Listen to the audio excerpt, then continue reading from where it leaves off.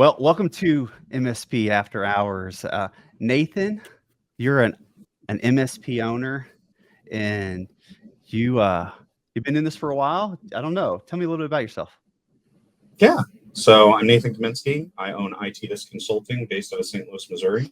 And we have been primarily a break fix service for a long time. Actually, our 10-year anniversary is next month. Oh, So congrats. thank you.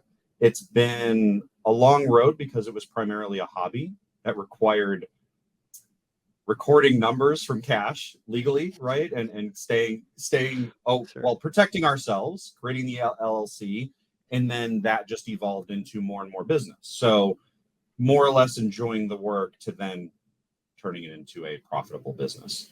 It's been a long road though. So in the last year and a half, that is when we started the transition from break fix to managed service provider. Okay. Because customers did demand more, but they demanded more at the break fix price.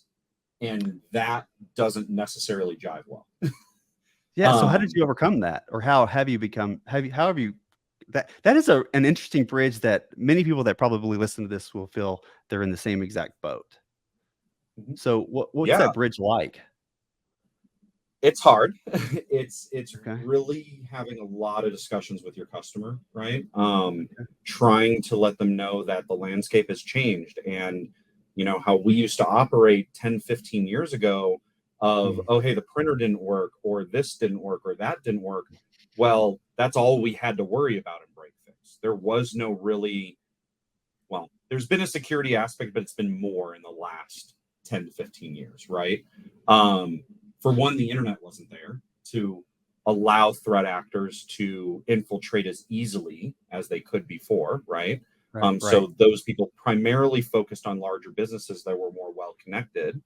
But we're seeing a huge shift because now the mass in numbers, right? Send 100,000 emails, 0.01% click. It's a pretty good It's a result. We hope for sure. that in a marketing scenario, right? Right. For sure. Um, For sure. yeah. So the conversation was very much around, look, the world's changing. People are getting uh, thriftier, trying to get into your environments. And if you're not doing something about it, it's a big problem. So some customers understood, but then they didn't understand the price. Mm, And so you have to shift that conversation to, well, as you've referenced, solution based, right? Not offering based, solution right. based. Right. Um, because we're trying to check those boxes. Now, some customers don't want to check those boxes. And that I think is becoming a bigger issue. And it's interesting because I've ran into it two different ways. One are they don't see the value, right? And that's a struggle on my side to be able to relate technical value to layman's terms, right? To where it benefits them. Or and that's because they haven't experienced, or then you get somebody who has experienced a breach and they're like, oh my God, that completely destroyed so much stuff. Right. Right. Right. Um, so that's what I'm trying to now learn as the last year and a half has evolved, right? Implementing a Sure. PSA, an RMM service, things to manage things appropriately, to streamline internal processes so that I can focus on hiring, right? Okay. Support to then what I hire to support what we got going on, and Right. then ultimately look at the sales aspect. So, Right. yeah, and I can dive more into some of those Well, examples. I really want to. So, Yeah. if I want to pinpoint what you just said, as I'm curious. So, what you're telling me is that when you went to seek going over to the bridge into MSP, you have really focused in on security as the token to get across. Because I guess under some circumstances, if you're talking about support on one side and talking about it on the other, well, there's no differentiation between the two. Is that what you're saying? Yeah, security is agnostic between wherever it's at. If you don't focus on security in your MSP, you are actually shooting yourself in the foot because if you have an incident, your time goes through the roof. Mm, That is why unlimited for me is hard to swallow as a solution to my customers, because if the customers are choosing, I'm not checking that box, I really can't offer the other alternative, right? Sure. So, what have you done to what has been successful for you to be able to move, uh, not just away from break fix, but to actually get a successful sell on the actual managed services side? Um, that's a good question. Can we break that down a little bit more? However Because you that might want. be long. So you wanted this journey. You took this journey to go away from the whole billable by the hour, which doesn't scale, and all the reasons why you shouldn't do break fix. I mean, we all know this. This has been beaten into these groups on Facebook and everywhere else forever. But you found some success. You're Yeah. able to get, even if it's the small scale, because it's just one that turns into two, turns into three and four over time, and slowly you get to where you're completely doing that. But where did you find, was there an aha moment in there where you went, ah, this is what seems to make a difference? Yes. Let's start with the building of the MSP though first, because you touched Okay. on a really good point there, right? Of we're doing billables manually, we're doing all these things manually, which Yeah. how can you scale your customer if you can't scale internally yourself, right? That is a So fact. Yeah, for how do I sure. manage my team and hiring people and making it really efficient for them, right? Because again, in the end, I'm kind of working, the goal is success, but I'm kind of, if I'm hiring, the goal is not really success for the business, it's success for my employees to be able to support the success of the business. So I almost get bumped down below my employees, right? Because they're the front line of the business. They're the face people see, the voice they talk to, the emails they get, right? And I need to make sure they're properly supported. So that started with the PSA. And Okay. I reviewed a lot of PSAs, but I was looking for key factors. And again, you touched on it before, security focus. So for me, my key things when choosing platforms to try to be more successful in my own business and support my, well, let's just say mental stability when the fire hose Right. starts shooting tickets, right? Right. Yeah. I looked at a couple things. One were it had to be for my brand. I had to use Mhm. my own domain for my PSA. Why? Because what do we keep telling our customers? Don't click on things that you shouldn't be clicking on, right? And Right. if you're an MSP that doesn't enforce your brand and those security practices as using your own domain, then especially for ones that are customer facing, you're kind of, again, throwing your logic out the window for the customer. You're just hoping they understand. That's very valid. That's very valid. Yeah. Yeah. And so that was sort of number one that I looked at for any platform that I was going to incorporate into my new MSP. Okay. The second factor was IDP integration. Now, I know Okay. this is getting super technical, but I wanted the way that if I'm going to grow, just like any other enterprise would, of 200,000 employees, I need the integration capabilities, right, for single sign on to then also incorporate not only for my employees, but I'd love to also incorporate that for my customers. Because again, I'm enforcing don't click on things that you don't know that come from untrusted sources.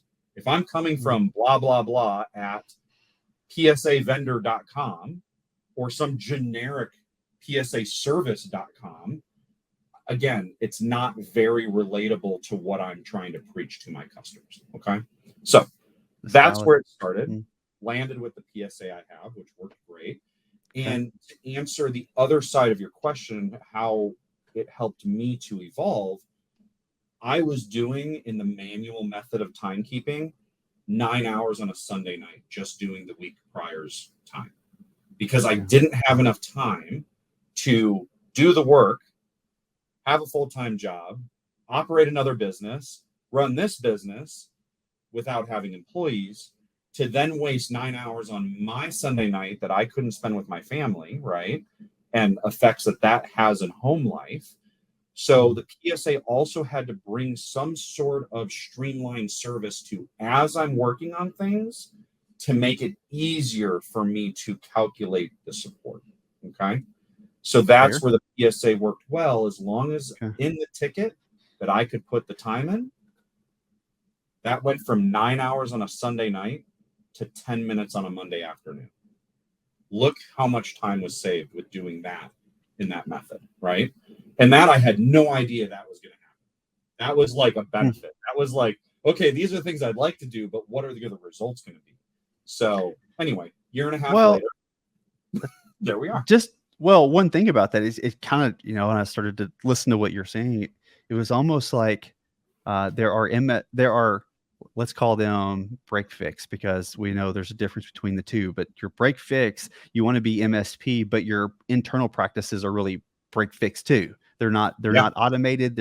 And that's the idea behind MSP work, is that a lot of that stuff is automated for you behind the scenes and you don't notice it as a client. And so, what you're basically saying is take care of your home first, get that right, because then from that perspective, everything becomes easier. Whereas if you're going the other direction, but your business is still broken from the manual labor that you're having to apply to invoicing or billing time or products, those don't work together. So that's a really good, I'm not sure a lot of people really think about that, actually. So Exactly. It's a very valid statement. And something I'll give you in that sense, right? Like, I try to do things logical ways. We all do it our own ways, right? I think in a very, very modular sort of mentality, the more things you add to the build, right, you get those certain features that the value add, right? For example, I built this all out. My best friend that I've known for 20 years, we have worked in IT together at multiple businesses, literally working our way up the ranks until I decided to do my stuff full time. And he is my backup if I want to go on vacation. And the nice thing is, the last 2 times I've went on vacation in the last year and a half that I've had him do essentially the support aspect, he comes back, he goes, "Oh man, that was easy." I used to have him put it in an Excel sheet during break fix because he didn't have access to the billing portal because there were no roles available in it. You either had access to everything or you didn't. And I didn't really want him to do invoicing. He didn't need to do invoicing. And so from an Excel sheet of the date, the time, what he worked on and how long, and then I converted that, that was more time that I ultimately was trying to enjoy vacation off. So to be able to drop someone in when your house is, well, I wouldn't say I'm totally clean. Let's just say I'm 60% there on the capabilities, right? Okay. But I focused on the areas that could get me the most value as quickly as possible. I didn't have to build it all out, right?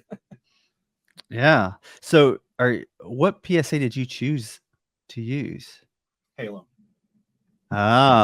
This is becoming a much more popular name. I've got some friends that were ConnectWise junkies, and now they're saying, well, now there's Halo. And then of course you always have it. It's so odd when you reach out to peer groups and you say, what do you think about X?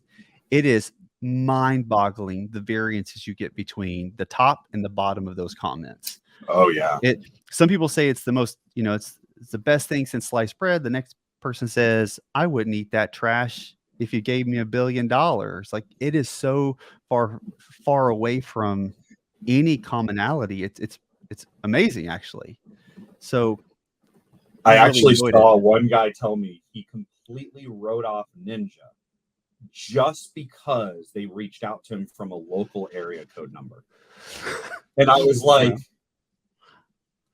really? That's what tips you over for communications?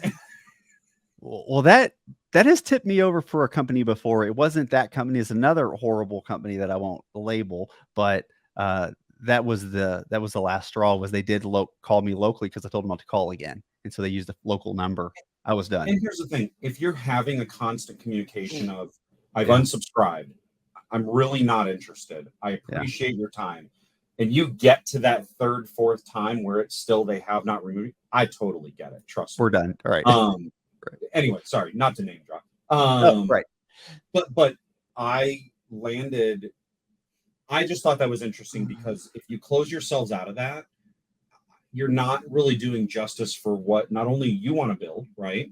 You're also not doing justice for your customers on what could possibly be the best for them. And a lot of my early days of looking at RMMs in the last like 2 years, because I was really interested even before coming a MSP to at least just have an RMM, because honestly, the cost of the big player we all know went up crazy amounts. Yeah. So I could justify going to an RMM. So the same thing happened, right? I did the same evaluation. But if I closed myself out during that time, I mean, yeah, I wouldn't have been able to do it. So anyway, yeah, your point, Halo. Yeah, I won't dig into that, but it sounds like to me you really like it, and I'm actually hearing a lot more of that. Yeah. And I think we will probably continue to hear more about that. So, all right. So breaking this down, we're moving from break fix, we're moving over to MSP, and your key component to the beginning was work on your house first, take care of your place, make sure you have the ability to have the same level of automation type operations that you would expect from a security perspective or even from a management perspective of those clients that you have. Correct? Yeah. Okay, so once you got that, and once that's all settled, and it kind of starts where we're headed in this conversation, which was pricing. And so you have a kind of a unique pricing structure that you're working with, and it's actually really unique from my perspective. And you threw it out there to peer groups to say, "Hey, wear me out on this." And you got a really broad range of responses. And so, I'm intrigued for why you did that, what made you go the route that you did, and let's back and forth kind of see. I'm just real interested in this. So give us a little bit of background. Okay. So going from the break fix world to then the managed services to try to figure out what works in those areas, I've tried a couple different things. One was the all just here you go, the package, right? It's per user, it includes a device, and there you go. Unfortunately, in the world of COVID, where people had multiple devices, probably added a laptop, all these other things, that model starts to break down. Okay. And either you're accepting the cost of that additional workstation, which means your margins get smaller, right? But Facts. your tools are still using a device. That became a struggle for me because primarily a lot of my customers, they do have 2 devices. No matter how many times we said, well, if you could just do a laptop, you could take it anywhere you want with you. Nope. I love having my desktop. Okay. Second device. Now that becomes complex in the all-inclusive per user model, because now the customer is not going to spend for another whole user just to cover that workstation. And you either have to then say, oh, well, sorry, my one size fits all. Now I got this little bitty thing over here. Same thing for a user who doesn't necessarily need a computer. I mean, I'm dealing with somebody that's just in a dispatch who only responds from their cell phone. They literally are running around a truck yard all day long, and they're just getting schedules over the cell phone. Right. They need nothing more than that, but they need to be sending emails to other distributors from a company email. So I'm finding that's what's happened. So what you saw and what I posted was very much splitting it up. How many users, how many devices for those users, okay? And then how many on-premise devices, IoT devices, right? That we're essentially going to monitor and cover. Printers, power units, UPSs. And then the idea is, where does the labor fit in? Because one of the struggles that I'm figuring out is, one, customers are even saying they can't afford the license aspect, which honestly isn't a lot. I mean, I have a perfect example right now. Yeah, I mean, it's not like much. You're saying, it's not a lot. No. And here's the thing. I do research on my customers that I walk into. I want to know what they're doing per year. I want to know what, their overhead looks like. I can't get a lot of super in-depth details, but I could see if they're a $20 million a year company. I mean, what you posted, let's just, for example, what you posted for servers is a server is essentially $65 a month, right? Yeah. So it's $782. I mean, as you posted, $782 for a server to get AVR, and like the transparency, man. I just it makes me giggle because I have such a great appreciation for it. So AV, RMM, a backup license, although there's a pool storage rate as well. And Mhm, then software approvals. Is that like application whitelisting or what is that? What mhm. software Yep. approvals? Okay. Okay. Yeah. And then, So that could be twofold. okay. Laps being implemented, right, Okay. is what our major solution is, but that allows us to be software agnostic. So Okay. we could accomplish it with Labs. However, we can also accomplish it with other stuff that has more Sure. technology, right? Sure. I mean, you know Sure. who I'm referring to. I do. I do. Absolutely. And then also you're including 24/7 monitoring, but you don't have a SIM attached to that. It's just the 24/7 monitoring, correct? Correct, because this is Okay. just the MSP side. If we bridge into MSSP, I didn't put that there, but Sure. that's more just logging retention. So So when somewhere you have regulatory that you have to keep them. so when you're using a server by yearly rate, so are you only giving the option for a year at a time? Yes, primarily. Okay. Okay. So keep going with how you broke this down. I just want to throw that out there in case someone who may watch this doesn't know what we're talking about. Sure. Yeah, no problem. So how I broke it out in my models are CapEx versus OpEx, right? And a lot of us know those terms, and Okay. enterprise uses those terms.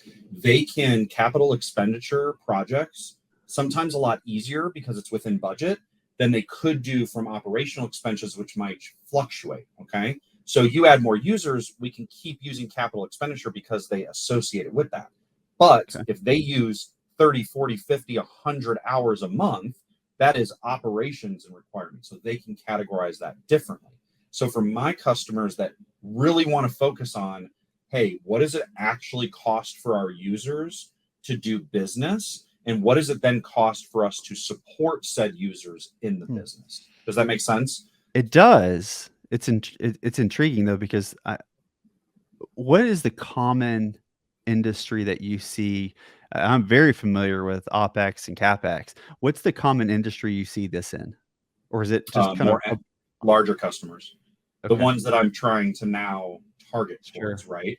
So Okay. I'm sort of practicing CapEx, OpEx on smaller customers that it really doesn't matter a lot to them, especially a two-person attorney office. They don't care.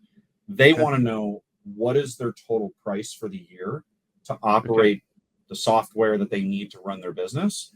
And then they don't mind reaching out for support and they know that they're getting a bill with that. Now, I have moved a lot of those to managed services, and Sure. some of them being small enough where I can justify unlimited because I know that person may only reach out 2, 3 times a month. That Okay. is doable for those sorts of things, but Okay. not for when you get into the 7 to 20 to 30 range customers. That's where you're more in that medium sized business, Sure. right? Is what I'm Sure. kind of seeing from my size. To then when we get into larger, like over 100, 200, 300, which I'm seeing more as large business models.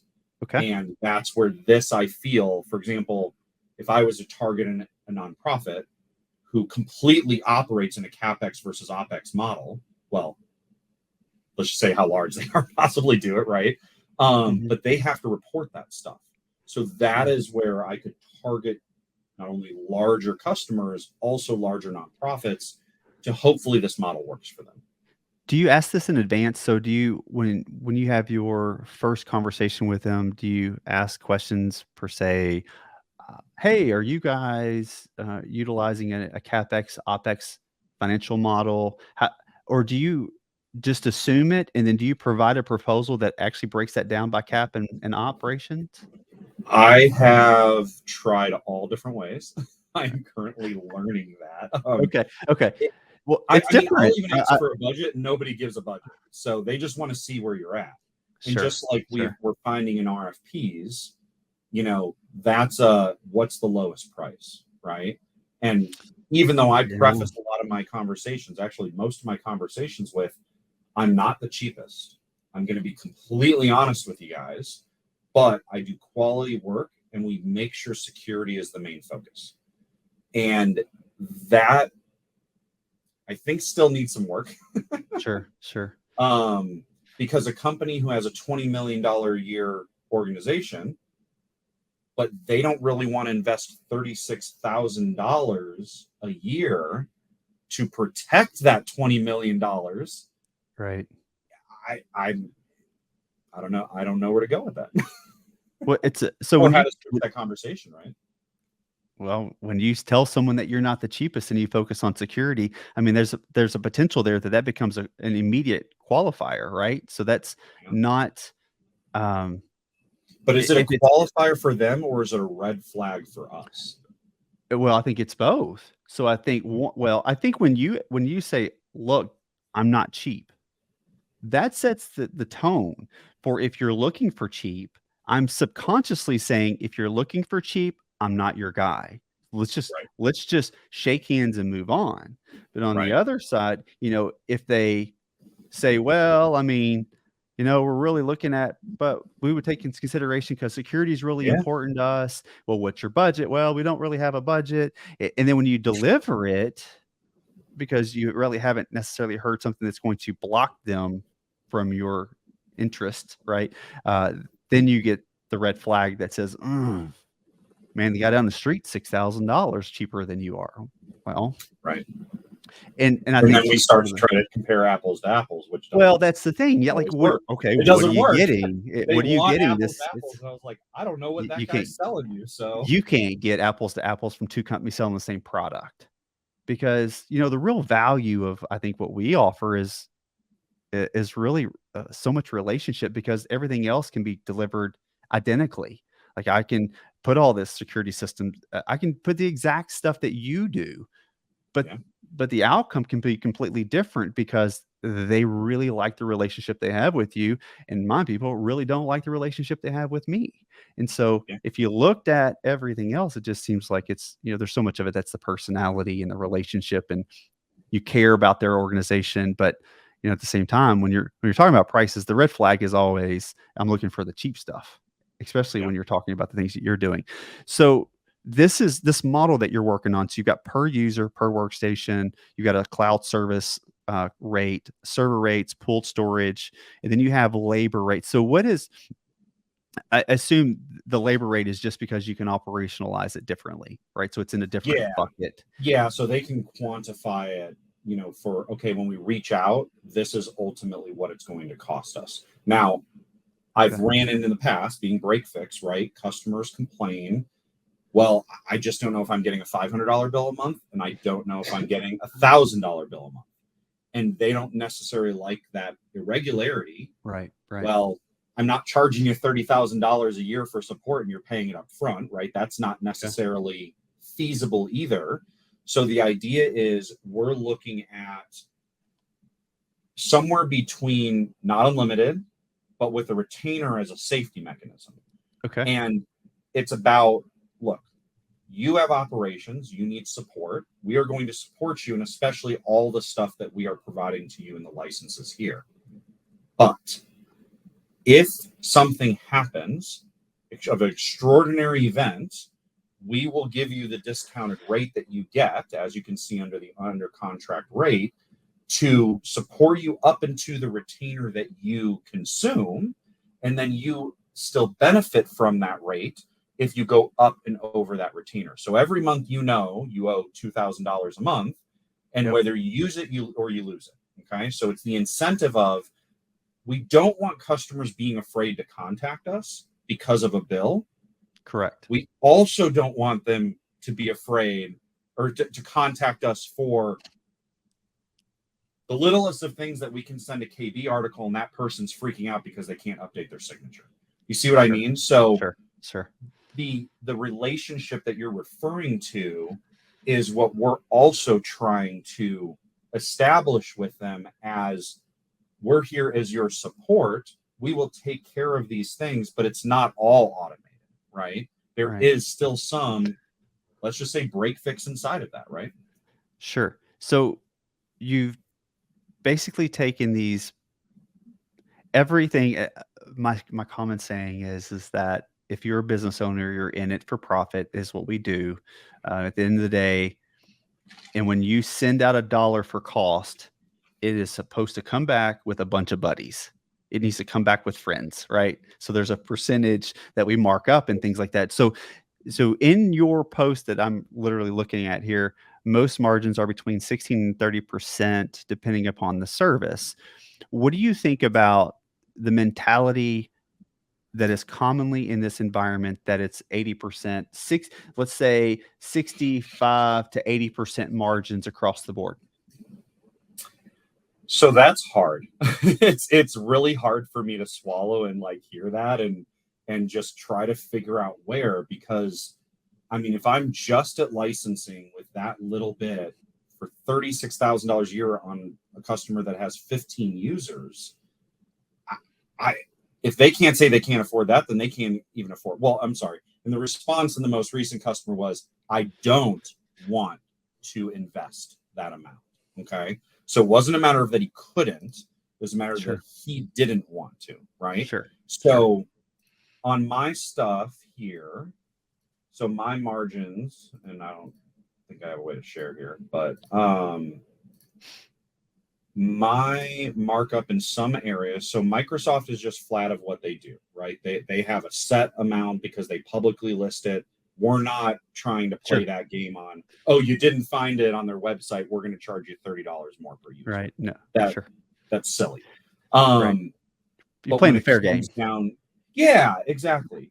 Yeah. And so I do see in some areas, again, like if you look at what a per device might cost you at $1, well, we might be marking that up 100%, but that's still $1 more. You see what I mean? So Sure. Right. across Right. the board, in the average is between 16 and 30, because some are going to be 100%, but only a little piece of pie, right? Sure. And there is also something to be said that I have been fearful, possibly an irrational fear, but I've been fearful going out there and really showing, hey, these are the services we use. You have now subscribed to them for a year. They clearly are going to know what services you use after, because not all are white labeled, right? And not all are MSP specific channel provided. So they will be able to see some of those pricing. And what I don't want to happen the next year is the customer questions, well, what am I paying you for? Because now you're making money on that software, but you're not actually doing anything with that software. You're doing it over here with labor, but you're not doing it in the software. So that is where a lot of this is kind of pulled from. So if you took your percentages and you scaled them out, and I don't know what your plan is like down the road. Have you thought through what is it going to take, whether it's devices, users, servers, total storage backup, labor? Have you had any consideration to the expansiveness of growth to where you go, at this point, that's when I hire someone? And it's not only because I am making money, but it's that I've associated a figure or created some idea in the financials that says there's space now to pay that person.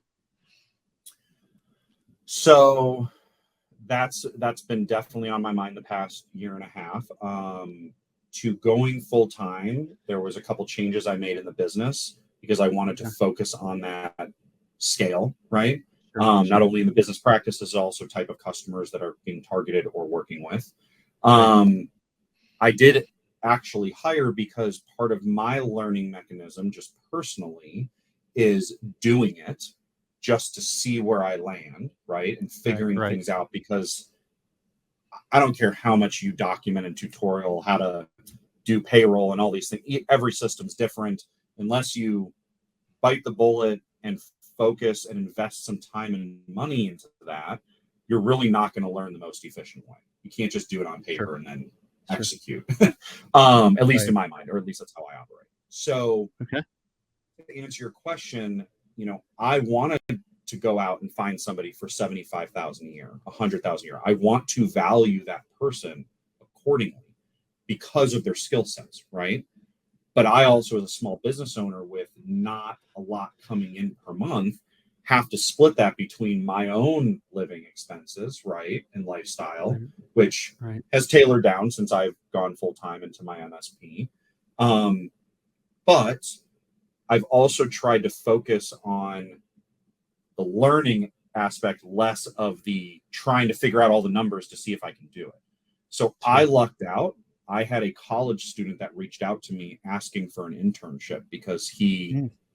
didn't have any other options and he wanted to learn. And he was in a chicken and the egg scenario. Okay. Okay. So businesses wanted college degree or equivalent field experience.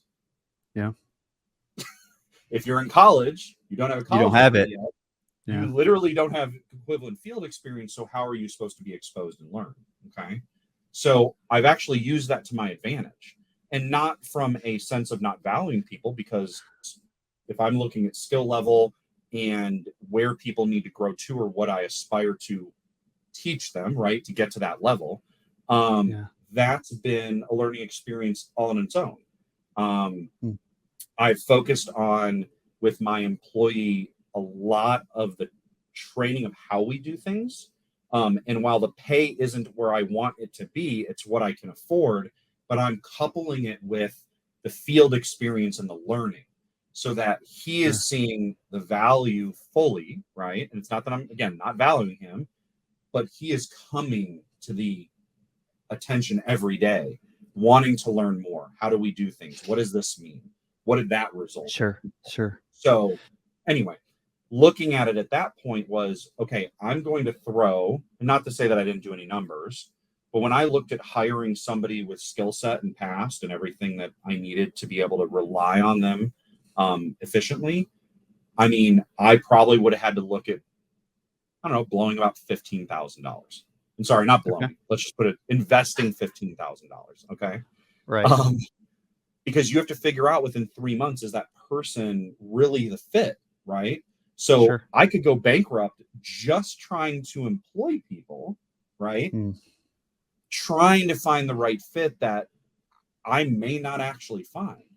Now I Mm. have something where a lot of business owners, and I've worked at a lot of places and managed a lot of people, but where a manager and a business owner looks at then is, okay, the value that they're bringing, meaning past skills, things, how we do things now, and how are you looking at, do they fit into the ecosystem of your environment too, right? Now I'm a Right. one-man shop, so really I'm the only one to get along with. Right. But you know, There's still a am I, culture. yeah, Yeah. yeah. Yeah. And am I Yeah. dealing with the scenario that somebody is not willing to learn? And I Yeah. don't even care, like, age isn't even a thing. There are people that are so young and are doing great in technology, but they will not listen to you for anything. I mean, that's like arguing with people on the internet, right? So I don't Right. find Right. value in that, finding Yeah. that person. So Yeah. to hire, I had the number of 15. I then looked at when this person called me and asked to come on board and essentially do an internship or even unpaid internship. I leveraged the fact of I did a 3 week engagement session with them Mm. to where they didn't have access to company stuff. They came in, we had conversations, an hour, an hour each day, 3 days during the week. So total of about 9 sessions. And what I did was, it was more about, let's just talk about tech. Let's just talk about how things work in our world. Sure. How does Sure. security overlay on top of that, right?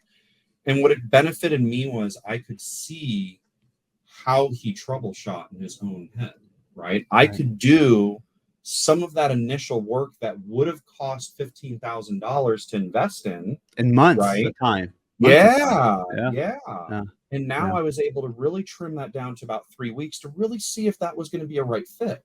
And Yeah. I take them to lunch, you go get a couple drinks, like, you just, to your point, the relationship, right? Yeah. So then I gave him an exercise, which was a thing. I said, look, whether you're with me for the long term or not, this will help you not only negotiate with me, but also help you negotiate with any other business you may go at in the future. I said, I want you to do a budget, just like I'm doing with trying to figure out of what it costs to put something together, right? A platform or bring somebody on. I wanted him to do the same thing because this is his first real field experience. Okay. So I said, go back. I want you to look at your entire cost of living as a college student.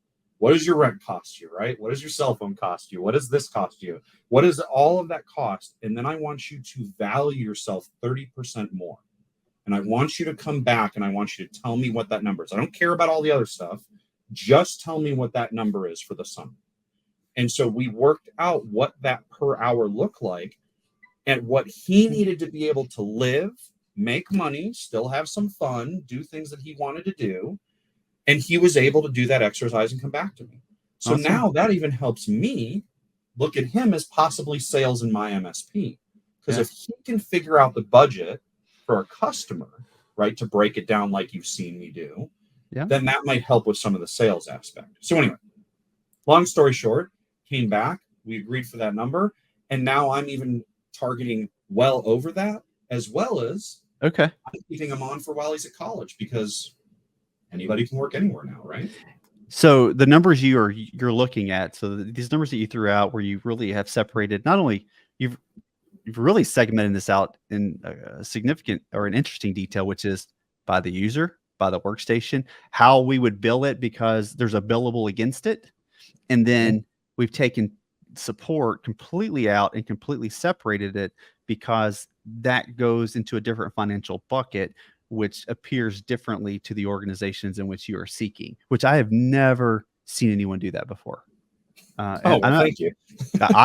And people can watch this and say, well, you haven't seen much. Well, I mean, I'm very aware of operations and CapEx. I mean, that's what, in my corporate world, that's what we lived by. However, I've just not seen anyone do it from the MSP space. So I do find that very, very interesting. And I wonder how this works for you, as you continue to move forward and if you adjust and what you do adjust per se. And I think there's pros and cons, right? So the pros are the safety mechanism for the value of my time, the value of my company's time. Okay. That's the big pro. The cons are the customer really gets to stick you in a category of where you're valued for your actual time, which is not necessarily where I want to be. However, I do feel that's all we're trying to sell to customers is our value. Like, it's our skill set. Anybody can sell the software. Anybody can go and attach a domain to Microsoft 365 and away we go. But what value add is there? And the customer, just like you buy a car, got to put gas in it, right? If you want to go anywhere. So anyway, that's kind of where that's at. Well, I think it's a fascinating approach. Have you thought long term? Are you going to continue to do this type of approach? What happens when you deal with someone that is not operationally savvy per se, when they are just a P&L type of dude, or it's some lady you meet and she says, I got this business and we need some stuff, and we don't have OpEx, CapEx. It's just one big bucket of money, or whatever their revenue is. Have you thought, or have you used this in that approach and it still worked? It still landed? Yeah, because if it's one big bucket of money, then they don't even care about the categorization of it. They're just like, cool, I owe you this every year, essentially, right? Unless things change. And then I owe you this every month. So are you categorizing this on a proposal as well? What they'll receive is the MSA. So the labor is under the MSA because it says everything, requirements that we have, coverage, different things that in order for us to be efficient, they need to be adhering to. And then the other side of it for all these licenses is really just a line item invoice, because there's nothing really to explain there except here's what you're getting for each user. Here's what you get for each workstation. This is what it covers up to. Here's your server, your storage, and that's it. And that's what you're paying for the year. Now, if anything adjusts during the year, right, you're essentially getting prorated. So you add a user, add a workstation, so on and so forth. So back to, and I'm going to go back a little bit and we'll wrap this up. Back to one of your comments you made earlier, which was about a bit of fear and pricing and things of that nature. So one thing I've recognized is that if you're trusted and you have value, that to some degree, the rate doesn't matter, as long as you respect the fact that the people trust you and you have to take care of them, right? So it's not the abusive side of pricing. It's the, look, I'm trusted and I trust. I care for them like I care for myself and my own family, and this is a reasonable rate for the revenue or for the value they're receiving, whether it's through solutions or the opportunity to even put solutions together that make a difference, or whether it's being able to resolve business problems. So that's a really big part of value. Uh, Mhm. But when you do that, like I will say that we started 5 years ago at $39 per workstation, included the user. And we thought that was a lot of money. And when it has moved to, in some situations, 10 times that, the conversation is no different. It's the value, the care, the love. Like, we do care about our clients like they are family. We treat them like family, and they are family to us. We call them, wish them happy birthday, and all that stuff. So it's, don't allow the fear of making it and not making it based upon the rate, because um, as we have learned, it's much more complicated than that, and it's not just the Yeah. straight fear of that's going to stop. It's the lack of them trusting you and the lack of them believing that you care about them and that you want the best for them. And then, when you put those together and you solve their problems and you keep them as safe as you possibly can, that value is represented in a way that they're willing to accept. Um, I would challenge you on some of that Okay. because Oh, I all right. have Sure. Sure. definitely had those situations Sure. come up. And one of the most recent situations we've ran into where the person says, I just don't want to invest that. They actually had seen Yeah. our work, and that's how they really reached out to us Sure. initially Sure. was, Sure. you do really good work. It's very clean, it's efficient, Yeah. and the system operates phenomenally. Yeah. Awesome. But that didn't matter in the end, because even when you have even Sure. conversations with the owner, or scheduled sit downs or whatever, if you can't get in front of the face of the decision makers and all they're doing is opening that attachment to go straight to the number, Yeah. I- So it doesn't matter what they felt or what it was yeah. before, because they were targeting specifically that, right? And I have another example that is in a customer scenario. How am I trying to say this? A customer of a very long time in a medical office, and discussions of HIPAA compliance and requirements, and where Mhm. I no longer, as break fix, could deal with the liability aspect of their Mhm. environment not being Right. monitored to where Right. we needed it to be. And yes, our cost tripled there because of the amount of platforms to incorporate and protect and go through the whole BNA process, Right. right? And Right. everything else. Right. And ultimately, that customer, regardless of having a friendship for almost 10 years, said, you're too expensive. I'm going with someone else, after Yes. ignoring for 2 months. So, you know, and that wasn't true friendship. That was a hard thing for me to take, and the decisions that had to be made there, because Sure. in the end, it really was the value that they didn't even consider Appreciate. or even Right. have a conversation about it. And that's Mhm. actually one of the problems I'm really having now, and I'm trying Mhm. to figure out is, how are you sending what your best foot forward is, and then handling where they won't even sit to talk about the best foot forward, or possibly where some things could be changed, where we would be comfortable. You see what I mean? Yeah. But that hasn't happened Mm, yet. we and just something that we did, we changed the conversation at the very beginning. It starts from the very first call. We say, kind of like you, we say, look, we're not the cheapest and we're focused on cyber.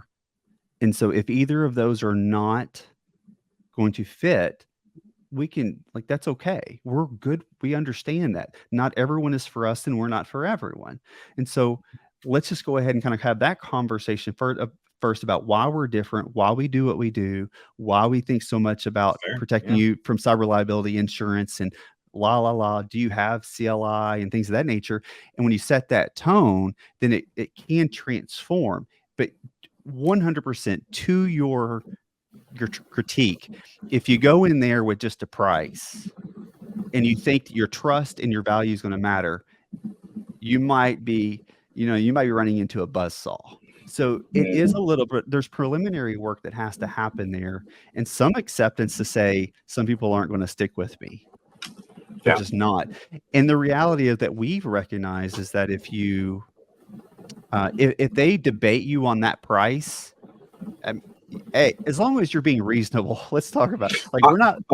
I mean, I want people to debate me on the price. I would love for them to come and have that conversation, right? Yeah. But if you look at, for example, the conversations you and I have had in the past, and I look at your number versus mine, I still came in at over $10,000 less.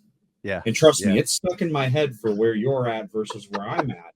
And I've sat there and I'm just like, how, where, how is it? And it possibly it is the conversation. So, this is where, again, I've focused on how my templates are, right? To generate the MSAs at least. And then I just follow up with an invoice that lists everything else out. But now my focus is really about where the conversations need to go. Because I really want, and I'm about to do another one here coming up on Thursday. And what's interesting is it's the people that run the organization. However, the person who signs the check, the owner, right, is not involved in the conversations. That's a big part of it. Yeah. But the owner is so old school, we would have been in a situation that they never would have went to computers.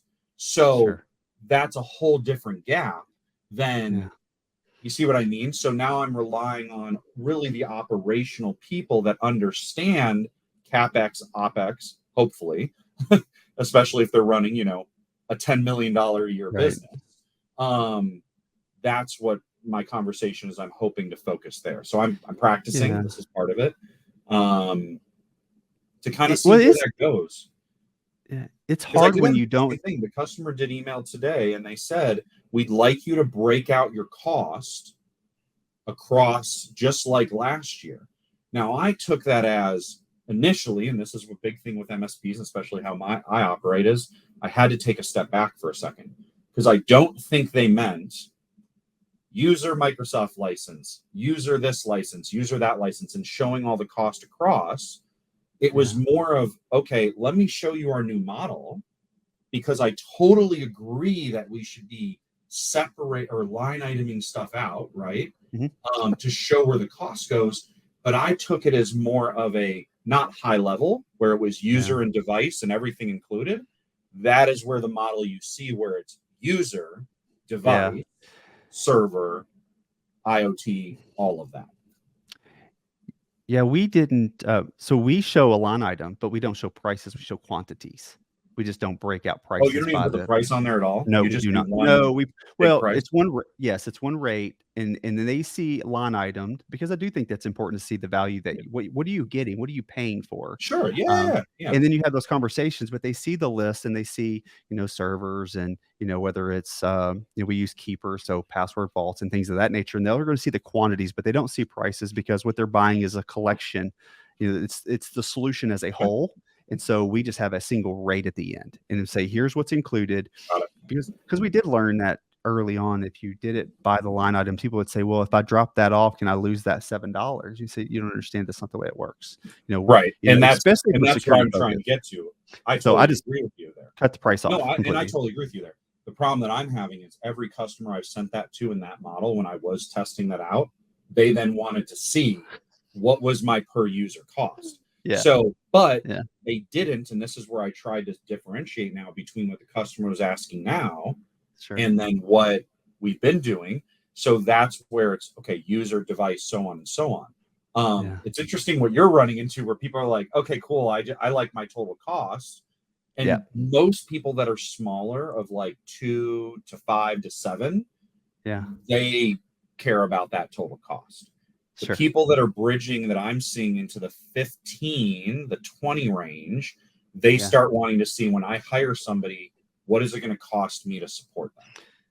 Yeah, we have that's interesting because we haven't had that experience yet, and we're in the probably I think our average is probably, I don't know, 20 to 30, and I think we have some that are, a little above 50, and we haven't had them ask any questions when it comes to what's it gonna cost me. They just say, "We're gonna remove a user, and we're gonna add a user." And, Ah, man, w I, I I would say dream it's about more that stuff. fortunate than anything, and I don't think there's any magic to that. I think it's just, uh, I I do think we have enough trust with them and respect that they know we're not gonna overcharge them. We probably undercharge more than we overcharge, accidentally overcharging, because we may miss that we added another workstation and we didn't Got it. put it on the bill because that does happen, and we don't automate certain things like that because it changes how, you prorate things during the middle of the month stuff. It just doesn't work well from Yeah. a billing perspective. But, Or you're I spending more really time on billing. yeah, for sure. There's so much we can talk about, and I hope we need to probably can wrap this up. I Okay. hope that maybe we have another conversation because I would like to dig into some more of what you're Yeah. doing and how you're doing it because there's so many people that really want to move from the break fix environment into the MSP space and they just don't know how. And I think what you've done, and I hope that they heard you, was start on your home. Work on your own house, and then once you get that right, then you can build outside from there instead of working from the outside in because then you're going to be dysfunctional of sorts internally. Work from inside and go from there. And then the pricing model that you have is why we're having this conversation, which is a unique pricing model where you're doing it by year, by the element per, whether it's user, workstation, whatever, and then you're bucketing support differently to show those as being CapEx versus OpEx. I think that's a really unique way, and I think you've really presented something that maybe someone else that's listening can take a hold of this. And if somebody wants to reach out because they want to know more about this or can learn from you, how can people get a hold of you? They can get a hold of me on my website, www.it-this.com, or they can also email me, nathan@it-this.com. I appreciate you more than you'll ever know. I know we have lots of chats on the side, and I love Yep. seeing you in the group. So I appreciate you coming on to MSP After Hours, and I really hope someone picked up a lot from you. Thank you so much. Appreciate you too, Craig. Thank you. Thank